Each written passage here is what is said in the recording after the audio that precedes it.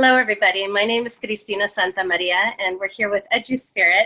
And today I am just so happy to have the opportunity to introduce and to present Mary Catherine Swanson, the founder of Avid, Advancement via Individual Determination. Today, we are going to be talking about Avid and Mary Catherine's career.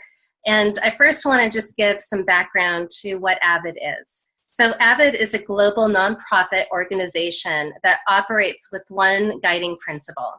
And this is all from the website. Hold students accountable to the highest standards, provide academic and social support, and they will rise to the challenge. Avid's kindergarten through higher ed system brings research-based curriculum and strategies to students each day to develop critical thinking, literacy, and math skills across all content areas. Mary Catherine's commitment to Avid began in 1980 with one teacher in one classroom. Avid began with Mary Catherine's belief that all students could be successful academically if they worked hard, took ownership of their learning, and had access to the skills needed to complete the rigorous coursework that would prepare them for four-year universities. Today, Avid impacts more than 1.5 million students in 46 states and 16 other countries and territories. Avid's focus on academic success for historically underrepresented students is significant. Avid 2014 seniors outpaced the national average of enrolling in either a 2- or 4-year college the first fall term after high school. Further, Avid graduates persistence into year 2 averages at a rate of 85% in comparison with the US national average of 78%, meaning that they continued on after their first year. Among Mary Catherine's other successes are her 20-year teaching career as an English teacher and her many recognitions and awards, including an A+ award for reaching the goals of America from the US Department of Education, the Excel Award for Excellence in Teaching, and the University of San Diego Remarkable Leader in Education recognition. Additionally, she was named America's Best Teacher in 2001 by CNN Time magazine, and is the only public school teacher to have won the Pioneering Achievement in Education from the Charles A. Dana Foundation in New York. The list goes on. There's so many accomplishments. And currently, as Mary Catherine had told me, she is one of the current board of directors on Avid too, so she's still very much involved in Avid. And so, but these were some of the highlights of her achievements, and I want to just begin with our conversation. And so, Mary Catherine, what I'd love for you to begin with is describing the origins of Avid and how Avid came about. How did it become a program? And then it looked like in the 1990s, it actually became a center. And in some ways, the way I perceive of it when I read about it, it's a philosophy too, of how we approach our students. So I'm very interested in knowing just the origins of Avid. Well, I might start with the philosophical part, and then I can talk about why in 1980 an actual program was started. I started teaching high school in California in the 1960s. And at that time, students were very much tracked into different ability groupings. And as a new teacher, of course, you get the lower tracks because the more experienced teachers prefer the higher tracks. And so I taught something to high school students, some of these students as old as 19 and 20 years old, because they couldn't read, and it was called remedial reading.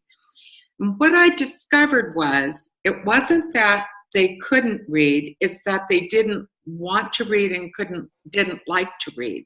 And so I had to present them with a reason to want to read. Once I did that, they progressed very, very rapidly. It had nothing to do with intelligence. It had everything to do with what seemed interesting and relevant to them. So now I'll fast forward to 1980, and I was in San Diego City Schools. we went under federal court order to integrate our schools. We were segregated by housing patterns. And so about 500, primarily Latino, some African American students were bused into the high school where I was an English department chairperson, and a highly academic community. Immediately, we knew it was going to happen for a year. It wasn't a surprise. Immediately, the school started to develop remedial coursework. And I said, hey, wait a minute. I went to the junior highs these students were coming from, and indeed, they'd had only remedial work. But I knew if we continued with remediation, they'd never get beyond it, because there's no incentive. Why do you want to do better in remediation? It makes no sense. It's kind of like I used to always say, look, if they haven't learned their multiplication tables by the time they're in high school and they started them in 4th grade, why do we think they're going to learn them now? So my theory was we needed to accelerate these students. We needed to put them in college preparatory courses, but give them the assistance they needed to do well in those courses. And it was from that we discovered what that tutoring and assistance should look like and be composed of. 4 years later, I started with 32 students. I lost 2 along the way. 30 graduated, and they all went on to college. So we proved that if students are given hope and given something that interests them and then guidance into how to do well in that, they can achieve. Right. And can you talk about how from that philosophy then you started structuring a program, because it started with you, but then how did you begin branching out, and what kind of, I'm also interested in kind of systemically, the conversations you've had to have in order to bring that type of mentality and support, get the support for it and get teachers on board and to get people on board, because I think sometimes that can be a huge barrier to programs moving forward when there's not that support embedded in it. Well, it is a huge barrier. And I always said it was never the students who were the barrier at all. It was always the school system itself. So immediately I started Avid in September of 1980. And just before our winter break of that year, my students had done very well, A's and B's, on a biology exam. Most of the students who looked like my students, students of color, were in something called life science that sent them nowhere. It did not prepare them for college. I had placed my students in biology, and the biology teacher accused us of having some kind of a gigantic cheating scheme within Avid. So the students and I were extremely hurt on a very personal level. I'd known this biology instructor for 10 years. So I said, you know what? Give the students another exam on that same coursework. Do it during your preparation period. I will get them out of their other classes to sit in front of you so you can see they're not cheating. She did that, and they repeated the same success. Well, that allowed, fortunately, she was a teacher with a heart. And she went around the faculty saying, you want these students, they're absolutely amazing. And that broke a huge barrier for us with the faculty that have been very, very skeptical. And so we started something that in Avid today is called site team meetings, but it's where you bring teachers of all the academic departments together to talk about teaching strategies that will allow these students to learn well in their classes. And the students ran the sessions. The teachers asked questions, and the students could say to them, when I do this, I can learn it well. I'll give you one quick example, and it'll be from biology again. What they loved to do in biology was to show videos of very complicated biological ideas, such as photosynthesis. Mm-hmm. the students, if you're not a native English speaker, maybe even if you are, they don't know the word photosynthesis. They don't know much of the vocabulary. But the teacher will show the film and immediately give a test to make sure the kids watch. Well, they've missed half of it because they don't know the vocabulary.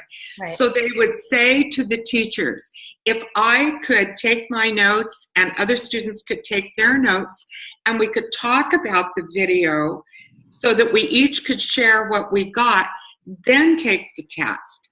And the teachers thought it was cheating. They said that was cheating. You had to be able to get it on your own. And so we talked about, what is the goal of teaching? What is it? Don't we want the students to understand? And if it helps them understand, to share their knowledge, shouldn't we do that? It was difficult, but we kept doing it, and the students got better and better. So now fast forward 4 years, and we're now 1986, and we have given school-wide tests. All the San Diego City schools, all the schools in California had to give them. But our students came up in English language arts 46 percentage points higher than any other school in the district, and in math 35. And that was school-wide. So the state of California took note. They gave money to the San Diego County Office of Education for me to go there and start it in San Diego County. Were there many naysayers? Absolutely. There were a lot of them at every level. And I could go into all the reasons why, but let's just say it happened. We started training teachers. We kept data. Oh, we knew data was important. That makes such a difference. And it was successful. So more and more schools came aboard. Pretty soon, the state of Kentucky was being reformed. They wanted to do it. I can't do that from the San Diego County office, being paid by the state of California. Right. So we had to form a nonprofit, which we did in 1992, to take it beyond California. And today it's in all but 2 states that are very small, sort of rural states with no schools are very far apart. So it's very hard to serve. And then in 16 countries through the nonprofit. Wow. I have so many questions for you right now. Okay. I bet. I'm interested, just for, as I'm listening to you, I'm thinking about other educators who are so committed to different programs that they are seeing on maybe a small scale where they're seeing gains in students' achievement, especially historically underserved, underrepresented populations.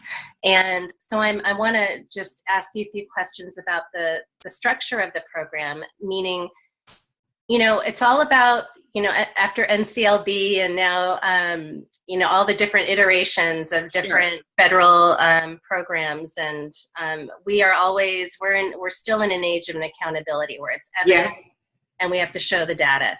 So I'm kind of interested in knowing, when you said data was really important. And you didn't say these words, but I'm thinking of them as validating what you're doing. Yes. And so what sorts of data were involved in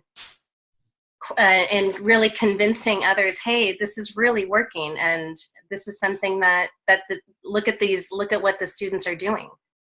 Well, in the very beginning, it was mainly attitudinal data, that they came to school more regularly, that they were happy in school, that they were more involved in things that were going on in school. It was that kind of thing. Because if you're taking students from remedial backgrounds and you're accelerating them into college preparatory courses, their grades don't go up very fast. I mean, it takes time. You've got to really work with them. In fact, we found it took usually about 2 years before they were getting, all A and B grades in college prep classes. So it's not an overnight success or silver bullet, if people would like to think it could be. But once the first group graduated and went on to college, we had their GPAs, grade point averages. We had where they went to school. We would get reports back how they were succeeding there, what kind of grades were they getting in their freshman level courses, were they going on to their sophomore year. That was the kind of data. Now, because we had to keep a good structure, as you have mentioned, to do this in other schools, there are 11 different data points that the Avid Center keeps. And a lot of it has to do with how it's being implemented. Are they really choosing the target students? Okay. Are they really providing the tutoring that we say is important? Things like that, so that, you know, we make sure they're doing it with fidelity. Good. And then with that, then do you have, to check for fidelity, are you then, as the Avid Center, providing those checks and balances? Absolutely. It's called Avid certification, and it goes on every single year. Right. Schools have to give their data to us every year, and they have local directors who work with them on that. If they're not doing everything, they can actually be an affiliate until they come back to where they're supposed to be. If they're doing, really expanding the program and doing great, they can be certified with distinction.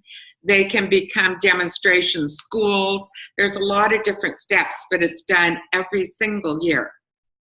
And what's really nice about your website, about the Avid website, is that it really goes into detail. Yes. It shows the data, and it actually shows like the program. It talks about the program structure and different iterations of how that is manifest in different states and in different districts, different schools. Exactly.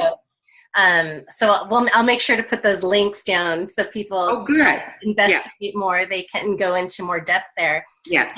There was another thing I was really interested in that you said regarding how Avid is, how it translates internationally, and how maybe you could give one example of one country, and then how within that country the whole mindset of the philosophy that you were discussing in the beginning, how that is actually applied, because different countries have different ways of understanding education, looking at education, looking at, they might not even have the term historically marginalized or historically underrepresented populations or students. And so how do you what are some of the ways in which, maybe challenges and some ways in which you've had to translate that philosophy and the structure to other countries? Okay, well, you should know that 15 of the countries, Avid is in American schools for American military dependents. It's done through the Department of Defense dependent schools. So they really are American students. So there we're not translating into another country's rules. The only other place, many countries have wanted to come aboard. And one country got a jump start on that, and that was Australia, because one of our teachers finished his PhD and went there to teach and wanted to start it through the university. And the Avid Center Board, you are correct. To do things in another country is very complicated. The rules are very different, even for operating in another country as a nonprofit.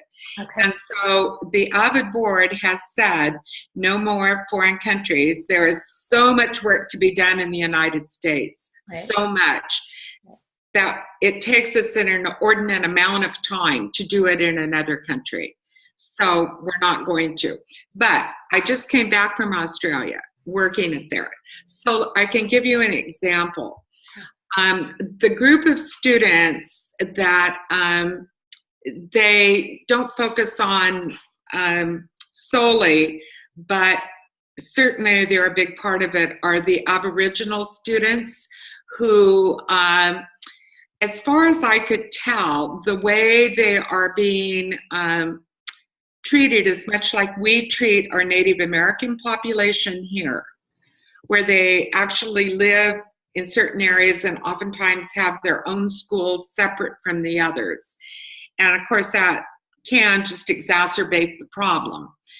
But they had me speak to a very large group, and the title they gave for my talk, the title, The F-Bomb in Education, Why Students Have the Right to Fail.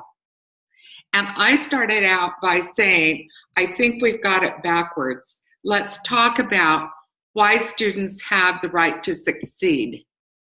And I went on to talk about how we marginalize students. And they don't have to be Aboriginal students or students who don't speak English perfectly. I mean, we manage to marginalize a lot of kids. In fact, we know in the United States, when students go to kindergarten, the very first thing they do is sort them out and label them. And if a child is slow, doesn't pick up on things as quickly as others for whatever reason, they're labeled. And that label tends to follow them throughout school, and it's very detrimental. We do the same thing on the other end. Students who catch on quickly, we label as gifted, and they are treated beautifully throughout our whole school system. So we need to either label everybody gifted. I have an interesting story about that too, and how that changes lives. We certainly need to stop the deleterious labels that follow students forever. And I think that's what they're struggling with in Australia. They're finding the Avid methodologies very helpful in that quest. Oh, good. That's good to know. Yes. Maybe you could tell that story really briefly about giftedness and. When very early on, when I was doing Avid in the 80s, I went to a conference and I met Dr. Uri Treisman, who at the time was at the University of California at Berkeley. More recently, he's been at the University of Texas in Austin. He was is a mathematics professor, but at this particular time, he was a calculus professor. And at the University of California, calculus is used as the gatekeeper, and they purposely put students in and flunk quite a few out, and that's the way to kind of keep the numbers what they want. So what Uri had discovered was the methodologies of having students work together and to discuss things. He restructured his classes so that rather than giving the answer to a calculus problem, the students had to present the thought process they had gone through and how they had gotten there. And we were doing that in Avid.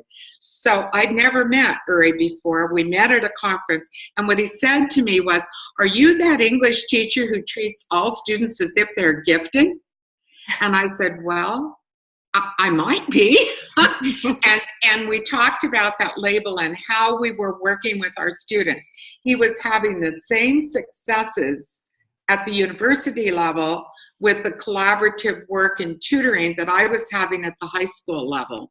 And so that was very reaffirming for us both. And he went on and did lots of research. He ended up earning the MacArthur Genius Grant for his work in that field. And he was part of, one of them you mentioned was the Dana Foundation Award I received. And that was sort of it's not as wonderful as a MacArthur grant, believe me, but it was based on that research. Thank you. That is super insightful. And I have my own, as a bilingual special educator. Yes. I have my ideas about that. Like I struggle with those labels, and I'm constantly trying to dismantle them for our pre-service teachers. But I wanted to go ahead and ask you, we had talked a little bit about off camera, I guess, or like we were talking about before. I'm really interested too in discussing how Avid currently is conceptualizing of some of the issues that are impacting our historically underrepresented youth, in this age where so much, well, it's always, in the United States, we're a very racialized country, and but it seems now things seem a little more urgent under the current administration. And so I'm interested in what you were talking about before with some of your students being supported who may or may not be here, quote unquote, legally.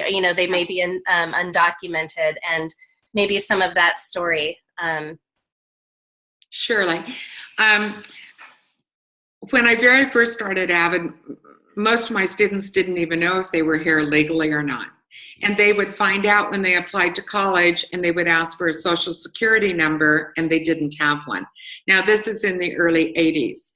And so what we needed to do, they were, if they could go to college, but they were paying out-of-state tuition, which was very expensive for them. And so we would immediately get groups to help them become citizens, although that was a process.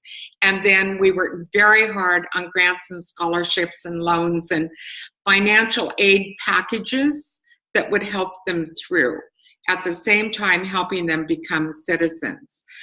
I think where we are now in that process, even though we talk to our Avid students the minute they start school, junior high or high school, you need to ask your parents if you're here legally or not. And if you're not, we need to start the process. I don't know now, I'm not in the classroom anymore. I don't know, since we're deporting more people who are here illegally, if the students are so willing to start the citizenship process, because it says I'm here illegally and I know I'm illegal. Mm-hmm. So I'm not sure. I do know we have an Avid Founders Scholarship, and we interview those students. And the one thing I always hear is about the Avid family. These students, and let's just talk high school for now, they're put into, they choose to come into an Avid class in their freshman year, and they're kept together with their Avid teacher for all 4 years of high school.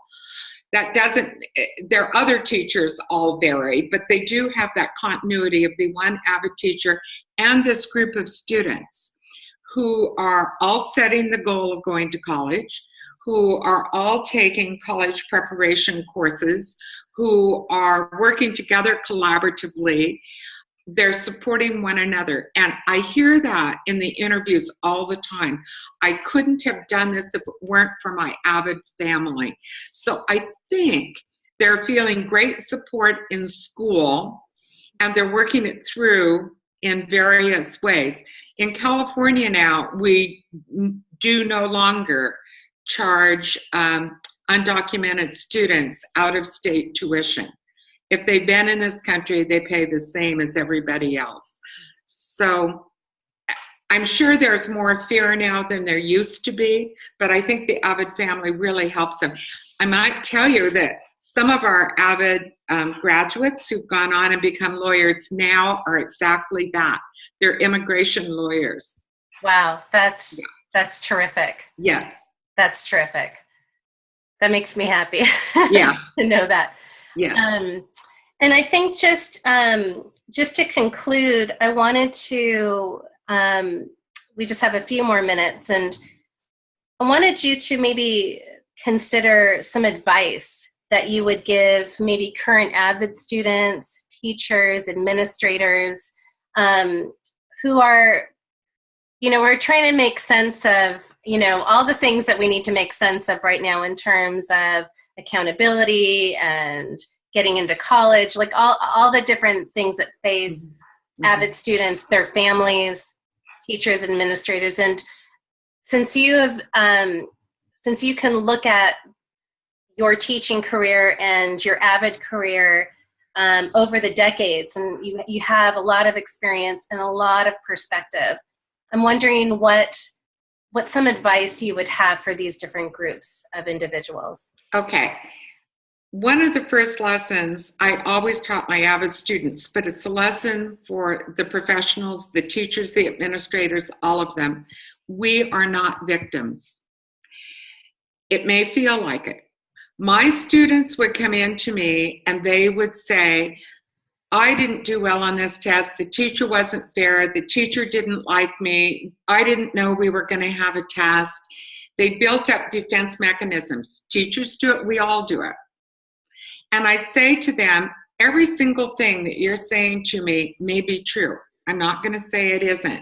But what is it that you need? I need to get a good grade in that class in order to go on. Okay, then let's talk about how you get there. What are you planning to do? Well, I'm going to tell that teacher she isn't fair. I said, who has the power here? What's that teacher able to do? Well, she can give me a grade. That's right. So do you think the best way to handle it is to confront her? How about if you went in instead and said, I didn't do very well on the last test, but I would like to do better. Would you be willing to work with me to help me do better? Now, how do you think that teacher is going to treat you? And we role played.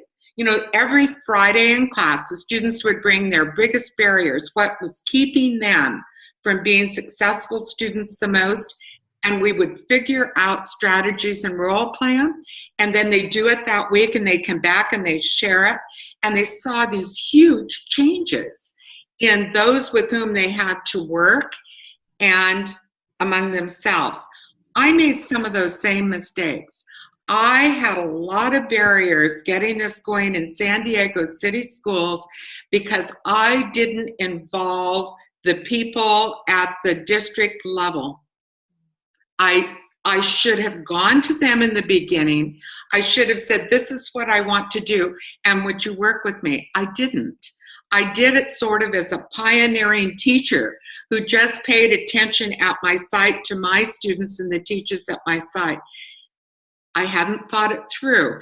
So what we need to do is say, yes, things may not be fair, but who has the power and where do I need to be? How do I work with those factions so I end up where I want to be? And I'd always say to the students, this may mean on your part a lot of giving for a while, but eventually, if you keep with it, you will have the power. And they do. I mean, these Avid students are school administrators and lawyers and doctors and all kinds of things, and they are changing the world. They are. So you have to be persistent, and you have to be thoughtful about it and figure your way through. And then share that knowledge. Let others know how you've done it so they can do it too. Thank you, Mary Catherine. Yes. I am so grateful for this conversation with you. And I don't know if you have any last comments that you want to share or any last words. But I do want to say that I really have admired your work over the years and your commitment and your persistence to issues of equity within our school systems, and especially for moving forward and helping our students progress to those, not just in high school, but the vision for what they're going to be doing as adults in their life and how they can be change makers for others as well. And I don't know if there's any last words you want to say. I just think, I know, it's even hard to read the newspaper at this point, but I clearly do it. And what you're always trying to figure out is, how can I make this better? And if we understand we have power, all of us do, there are things we specifically can do as individuals to make things better.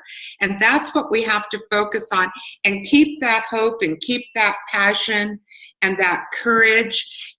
People used to say to me, how do you stand it when other teachers say, oh, there she goes, negative things? I say, my job as a teacher is to focus on students. And as long as I focus on students and I know what I'm doing is right for those students, I can let the rest of it go. And I think wherever we are, whatever our responsibility is, Focus on that and don't pay too much attention to this other noise. Do what you can do as an individual in your circumstance, and don't ever give up, because once you do, clearly the game's over. Thank you so much. Of course. I'll be posting everything, and Okay. I look forward to just following you through Avid as the years come up. So Okay. Thank you so much. Christina. Okay. I really enjoyed it. Thank Thanks. you.